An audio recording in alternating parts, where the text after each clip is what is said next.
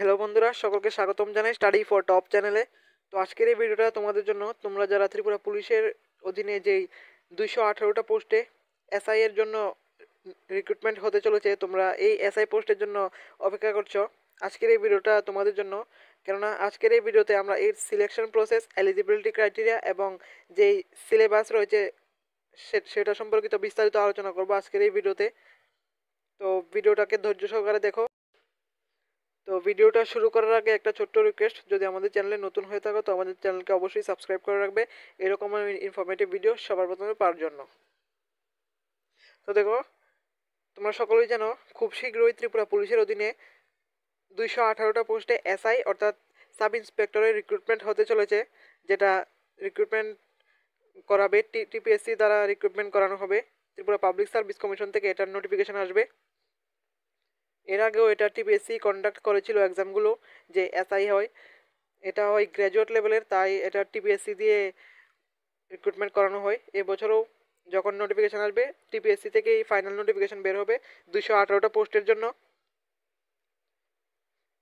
তো সবার প্রথমে আমরা দেখছি এর selection process, eligibility criteria, age criteria এবং স্যালারি ডিটেলস।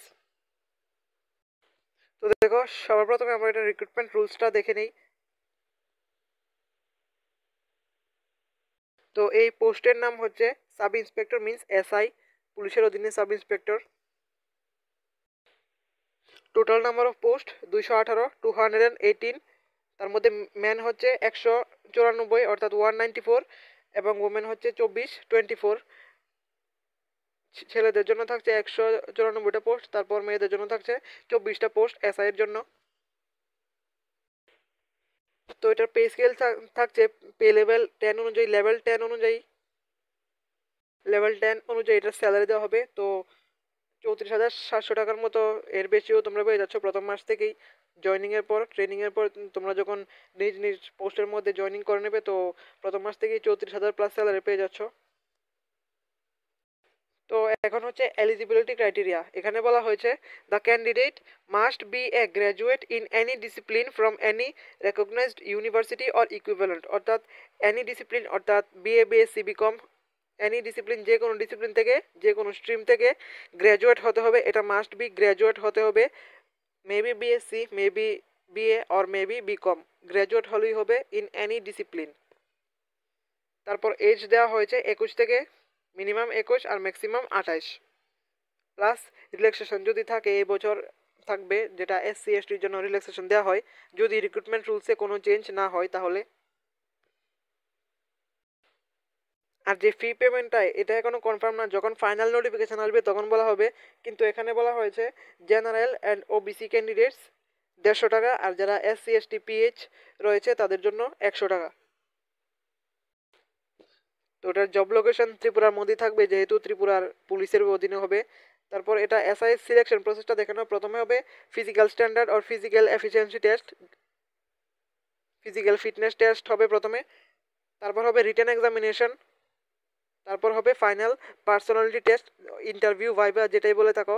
ভাইভা হবে লাস্টে, প্রথম হবে ফিজিক্যাল, তারপর রিটেন, তারপর ভাইভা। এই 3টা স্টেজে হবে রিক্রুটমেন্ট প্রসেস। তারপর ফাইনাল মেরিট লিস্ট রিলিজ করা হবে ত্রিপুরা পুলিশের অফিসিয়াল ওয়েবসাইটে। তো তোমাদের সিলেবাসটা দেখে নাও। টোটাল 200 মার্কের রিটেন এক্সামিনেশন হবে আর 20 মার্কের থাকবে ভাইভা। যে রিটেন এক্সামিনেশন সেটার মধ্যে 2টা পার্ট থাকছে, পেপার 1, পেপার 2। পেপার 1-এর মধ্যে থাকছে কম্প্রেনশন 20 মার্কের, তারপর ইংলিশ গ্রামার 20 মার্ক,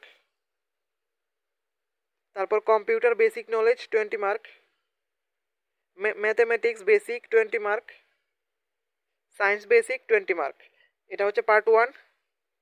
আর পার্ট 2 এর মধ্যে থাকবে জেনারেল নলেজ, কারেন্ট অ্যাফেয়ার্স, এটা whole country. General knowledge, current affairs, এটা হোল কান্ট্রি মানে পুরো দেশের ন্যাশনাল লেভেলে থাকবে। পার্ট 1 হচ্ছে 100 মার্কের, পার্ট 2 হচ্ছে 100 মার্ক, টোটাল 200 মার্ক, 200 মার্ক। আর যে ভাইভা হবে সেটা 20 মার্কের হবে। তো আশা করি সকলে বুঝে গেছো এটার এক্সাম প্যাটার্নটা।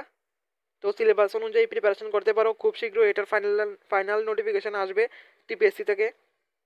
তো আজকের এই ভিডিওটা এতটুকুই। এরকম ইনফরমেটিভ ভিডিও সবার মধ্যে পাওয়ার জন্য সাবস্ক্রাইব করুন আমাদের চ্যানেলকে।